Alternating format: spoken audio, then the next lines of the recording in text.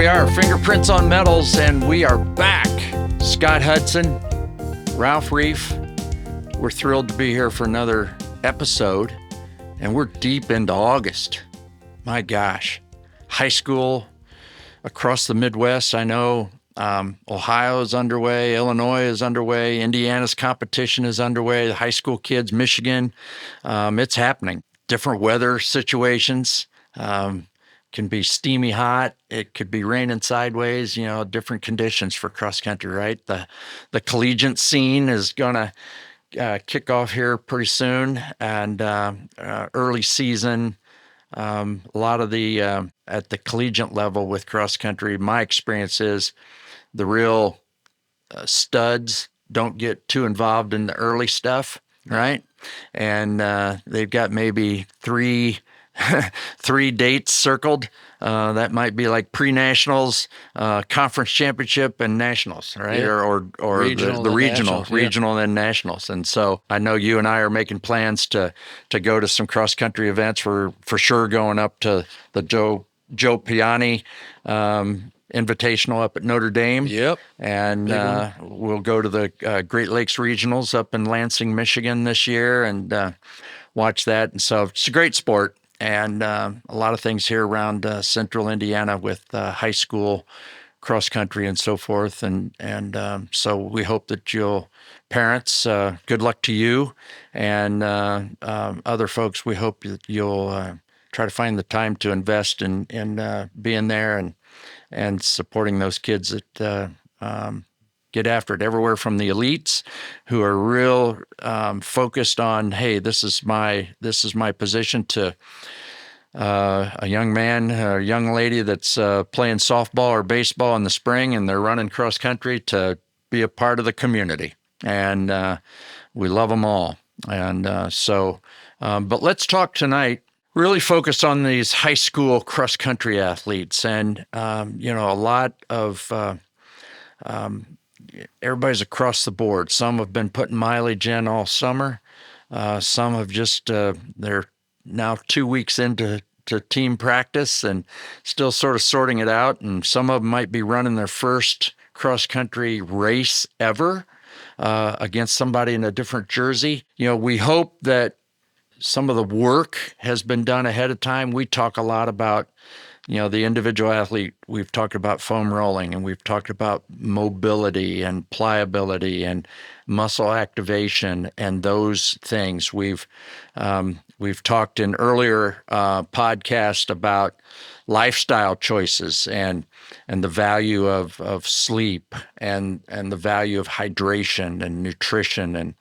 And now not only is the cross-country season races beginning, everybody's deep into school, right? And so that daily routine, and here we are mid-August, some folks have been in school 3 weeks, some just got started, but pretty much everybody across the Midwest is into school as well as their seasons. And so that presents challenges, right? Lifestyle challenges. How do I pack for the day? Right? And what do I eat? When do I eat? What do I eat? Do I carry a water bottle with me around school all the time? Do they allow me to carry a water bottle around school all the time? All of these different things. When we pack in the morning, it might be foggy and 62 degrees, and by the time practice comes around, it's sunny and 82. Mm-hmm. A lot of challenges. And so we want to talk a little bit about just that, the planning. And you've raised a son who's now out of college, who was active in cross country and track and field. And what advice did you give? What did you see that might have worked or not worked or was really missing in your son's journey? And sort of talk about that for parents, about how they can be supportive of their cross-country athlete. Yeah, I think it's hard, being an athletic trainer and knowing that having the medical background, and so a little bit more than somebody may know. But I think great advice for parents is be a parent. You're not a coach. Yeah. You may have run at a university or something, but be supportive of the coach and your child. Yeah. and it's high school cross country. Yeah. It's not the Olympics. Yeah. Really celebrate it. Yeah, Right? celebrate it. I may have, Celebrate the participant. hindsight's right? 2020, but I may have spoken out a little bit too much. We had this conversation with my wife and our son 4 or 5 weeks ago, because he's now going to be the assistant coach, one of 3 or 4 assistants at Carmel High School, where he Okay. did end up. Yeah. He ran there, and then that. But I think be supportive of your kids and be there for them when they need you. Yeah. Because running's hard. You're not going to, we've talked about it before. You're not going to PR every meet. You're going to be tired. You just talked about it. You're getting up at 6, 7 o'clock to get ready Right. for school, to be in school all day, sit in a chair. And then you're going to come out and you're going to run till 6 at night from 4:30 to 6. Then you're going to go home and have dinner. Then you have homework. And then you're going to do that till 11 or 12 at night. So your routine gets off in the summer. Right. So we talked about that. How do you change that routine? Yeah.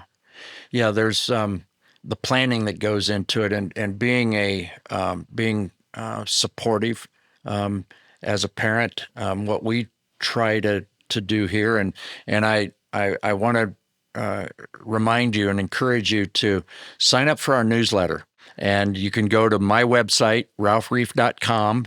So it's ralphreiff.com. It's in the podcast notes. It'll be on our YouTube channel. You can go there to the contact page, fill out the form, send us your email, and you're signed up for the newsletter. But we'll go into more of these details. We'll pull from what we've learned from coaches and what we know that coaches put into it. But how can you, as a parent, be that supportive parent from just the logistics? Let's forget about the performance, the mental downer, the mental upper, all of those things. But how can you be supportive of the logistics and planning, putting together extra foods if they're needed? Now, I also know that we're dealing with that age group, high school, where parents' voice may be totally tuned out, right? Yep. And but it's a little bit of like if you leave it on the table and they know you're not looking, they might pick it up and take it with them, right? And I've learned as I've gotten older that our kids pick things up, no doubt about it. We all know those kinds of things. So be supportive from having knowledge. If your coach is communicating what he's or she is talking about at team meetings, about preparation, about the logistics for the day's practices, pay attention to that and help your son or daughter plan, pack, prepare. And then I think another thing is one of the things you can do as a parent is have that conversation of what we are doing, is it helping, or is there something we need to run to the store and get for you? Are you eating the stuff that we sent, or is there something we're totally missing? So having that communication is helpful. Talk about preparation for race day. You and I talk a lot about what we've seen with elite athletes, how they map out their day, their time schedule is. And I see this in a lot of sports, whether it's basketball, that, there's a certain player that with the team wants to get to the gym. If we're on the road, we'll get them to the gym early because they want to, that's part of their routine. Yeah. Getting up extra shots, or it might be, the runner that wants to go and doesn't race till 7 o'clock at night, but wants to get some neuroactivation in the morning. So they go to the weight room and throw medicine balls around, or whatever it might be, right? But you've seen it. We talk about Jenny Simpson and what we learned from her with her routines and so forth. Talk about that a little bit, about what you would recommend, what you have seen that works relative to the high school athlete and prepping for a Saturday event. Yeah, Saturday event. I think, writing things down and visualizing what your race is going to be, but you go from getting up for school to racing in a race at 10 a.m. So what does that look like? Mm-hmm. And get up at 5 a.m., maybe to get on the bus at 6, depending where you're going. So Right. you've got to think about your nutrition the night before, what meal you had at 7 or 8 that night. And then you get up the next morning. Is that a peanut butter and banana on a bagel Right. at 6, but you're still not going to race till 10, then you're going to be on the bus. So then we got to get off the bus, and we've sat for an hour on a ride down to wherever, Brown County, Fort Wayne. And then what are you going to do when you get off the bus? Well, we got to set up the tent. Yeah. Right. Right? Right. Who's carrying the tent? Who's carrying Right. the tent? Right. So we got to set up the tent. Then we got to put on our shoes, and we just don't go run. Do we activate our muscles? Do we do some foam rolling? Then go run, then come back, and then get our game face on. When does that start? And everybody's different, right? Depending on your personality. 100%. Right. And then you finish the race. Maybe it wasn't the race you wanted to run, depending on the weather. Then you have to refuel. Right. So you've got 2 fueling windows there on race day that you have to think about. And we used to get up and this is odd, but our son liked bacon and eggs.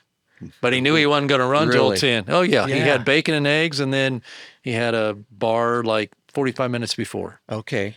So that was just him. Yeah. But everybody's different. But he right? figured that out over time. He figured that out. Right. But it was, yeah. And then that changed as he got to college and got more knowledge. And that was one of those battles we just didn't fight. It's like, all right, Yeah. put it out in front of them. And then Yeah. sometimes they got to figure it out on their own. Yeah. So if we're giving advice to the parents club Yeah. of the high school cross country team, and they want to be at the Brown County meet, and they want to have food for the team after the races are over, what are some of those? There's donuts there. There's cookies there. Because every runner wants a little sugar afterwards, right? But I Right. mean, Right. Celebrate it. yeah, Right. you celebrate that. You Yeah. celebrate your victories. Yeah. And so, Where do we get some protein? yeah, exactly. Well, Right. now that's shifted, right? The big talk Yeah. is protein. Yeah. So how do I get my protein? Do you Yeah. make bacon, eggs, cheese sandwiches now to have after the race instead Yeah. of before? Yeah. Or do you have lactose-free chocolate milk? Yeah, I think I think you that's know. a big thing now. Yeah. Absolutely. Sometimes the cross country tent becomes the parent tent. So Yeah. the parents are there for the coffee and everything. Sure. Which is fine. Yeah. Well, and that's I used to pick up muffins, right? It's the beauty of the sport. Yeah, isn't it? everybody and all picked up sports. muffins, and then you Yeah. have whatever you need. The Some of our Gatorade. best friends were the parents of the other soccer kids that our youngest son went through soccer his whole life and into college, and still to this day, it's man, we miss those parents.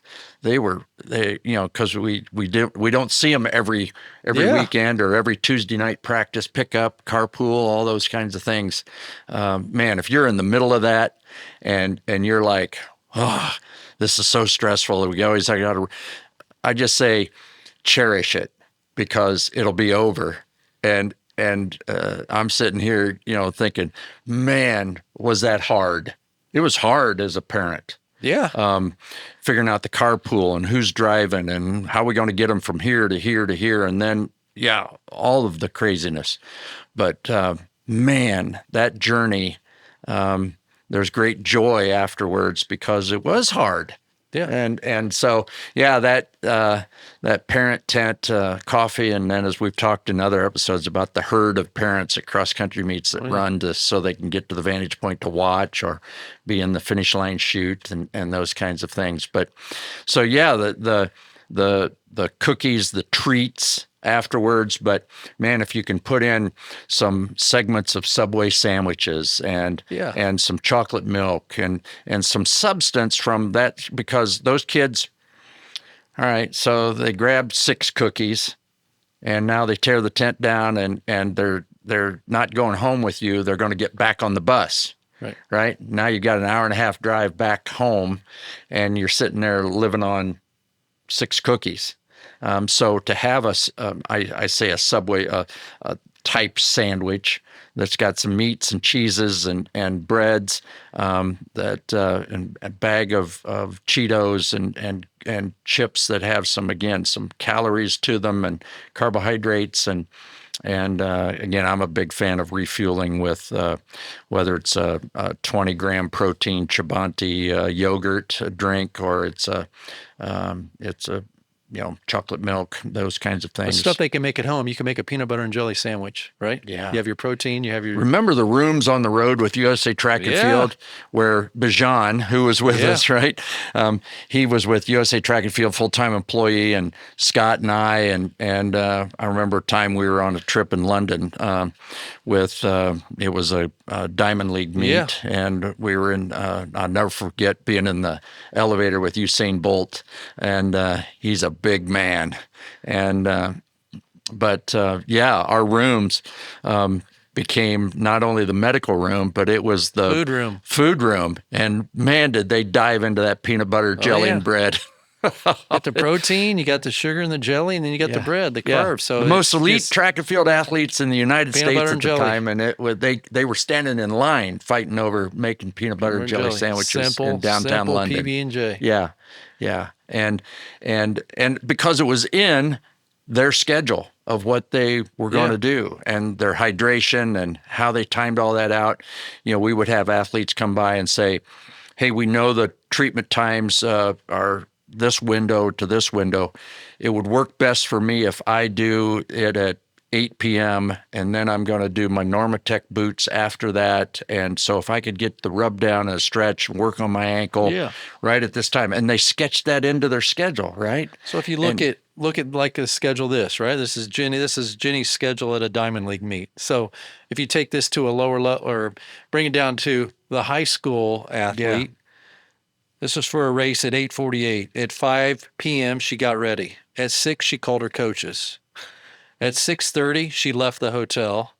6:45, she settled into the warm-up area. 7:20, stretch. See our good buddy Daryl. Mm-hmm. He was on this meet. 7:45, 20-minute warm-up. 8:08, dribbles and strides, which are some activation, working on activities turnover. on the track. Yep. 8:23, she goes to the call room. On the road, they have a call room they have to be in. Yep. Puts her pin on, her spikes, does a few more strides, races at 8:48, finished at 8:52. So she knew I wanted to run a 4-minute 1500. Right? So you can scale that to a high school athlete. Absolutely. 5 a.m., get up, breakfast from mom and dad, 5:20. Yeah. So you can do it, whatever your personality is. Yeah. But this keeps you on task. Exactly. The learning is I'm developing the routine, and then post all of that, after that day, now you reflect, you take notes, you write it down, and so that you get to November, to you're going into your sectional, regional, so forth, you're flipping back through your diary and saying, oh, that didn't work. That was, and so you're making these adjustments over time, so that's a great lesson from that. Those first meets, right, in August, you're figuring out what works and what doesn't. Right. Your races are at 9 and 10 a.m. Well, guess what happens what's going to happen on October 31st? You're going to race at noon. The guys are, the girls, whichever's first, and then 1:30. Yeah. So now you move that back, and you've got to figure out different fueling issue. Yeah. The nutrition strategies schedule for changes totally. Big time. Right? And you're going to get there and you're going to sit, because most girls go with the guy. They watch that race. Yeah. And they sit in that tent down in Tent City at Laverne, right? Yeah. Yeah. And so how do you manage? All of this is talking about managing, the physical, so Jenny's schedule, whatever schedule, logistics, right? I'm going to manage all these things. But the logistics, if you have the logistics managed, it calms, it supports your mental management. Yeah. No question about it. It's hey, if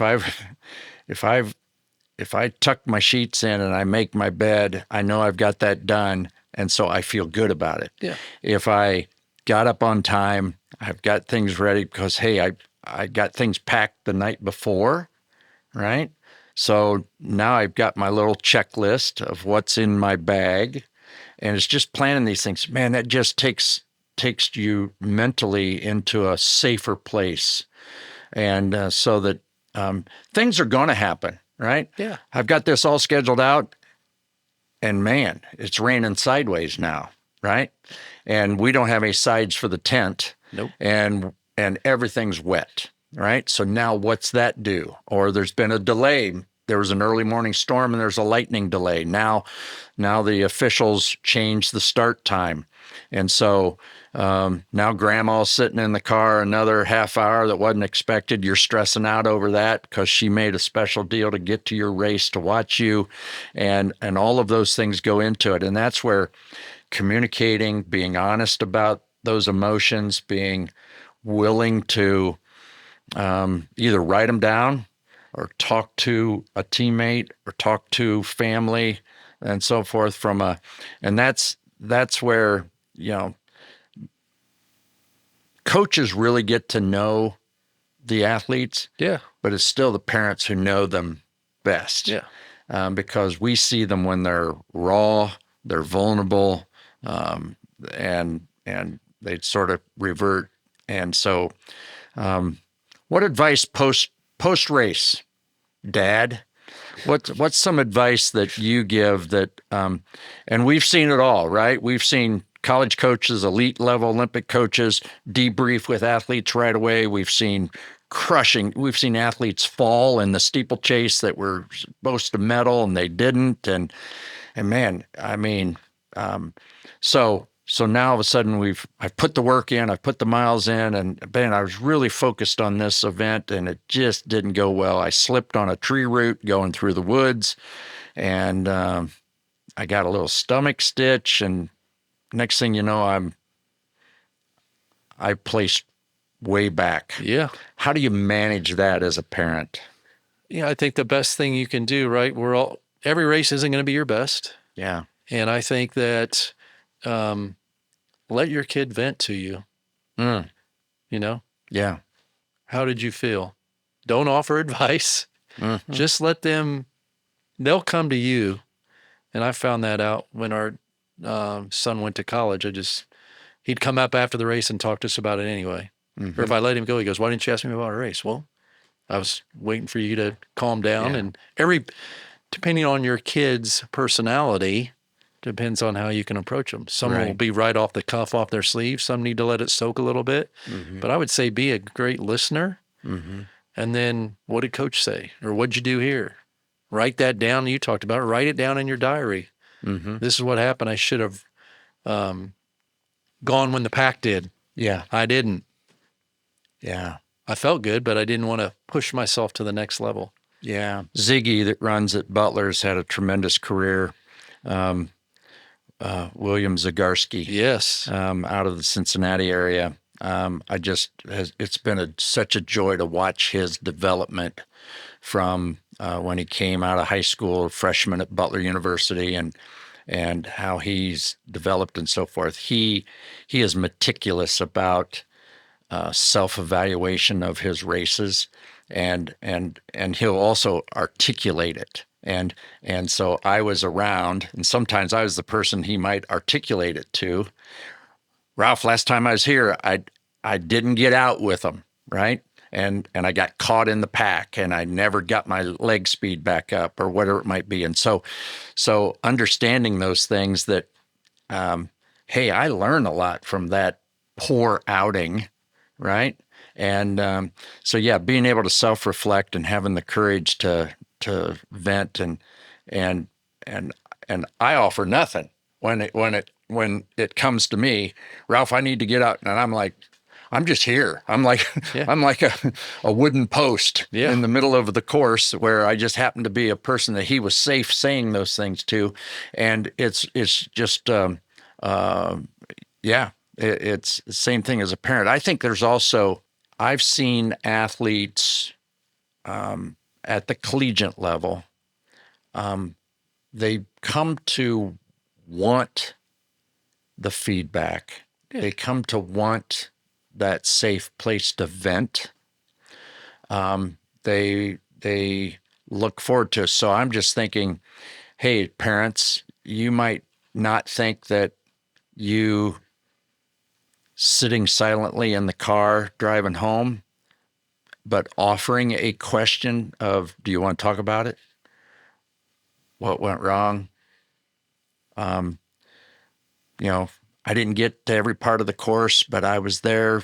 You know, you looked good at the finish line. You know, that kind of thing. But I believe that 15 to 18-year-old high school athlete values knowing the routine that they're going to have. You're going to ask those questions. Yeah. Does that make sense? Yeah, for sure. I think that We all care about our kids, right? We want them to do the best. Yeah. We want them to be, yeah. but then run within your level, right? Right. I got to celebrate. Might not have been your best race, but you PR'd. Yeah. Well, if it was by 1 second, it was still a PR. Yeah. You won the day, right? Yeah, absolutely. And, you know, coach was asking you, you know, to just go get that next person in front of you, right? Reel them in, right? And I used to do that in triathlons. Yeah. Where it was like, okay, I'm going to, whoever that is in front of me on the bike or, you know, on the swim, I was a survival swimmer when I was doing triathlons. If I got out of the water, it was victory, right? And I got beat up. I got my goggles pulled off of me. I had people pulling on my shorts because I just got swam over because I just was horrible.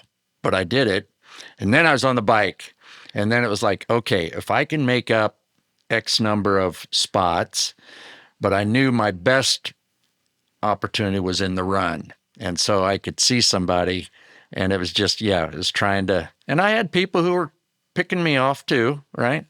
But yeah, that game within the game is things you can talk about as a parent of things that you can watch during the race that you can put in your pocket, and you might need to pull that out to just demonstrate that you were watching, and you really noticed, other than, hey, it was a nice day, right? You noticed something specific about the race, their race, that kind of thing.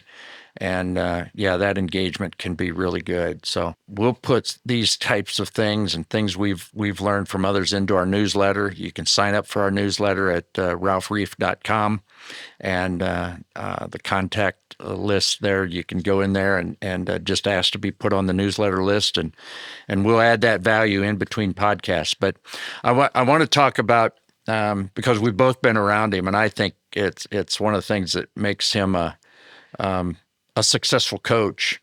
And there's lots of successful coaches in cross country, and we know a lot of them. But when it comes to post-race debriefs, I think Matt Rowe at Butler is he's a master class in post-race debriefs, and I've been around him enough to where I just marvel at how he can capture that race that he just saw and capture it. He might have 4 runners in that race, but he captures each one of them mentally, and then he'll grab them, not like the next day or back at the hotel, but it's while it's fresh.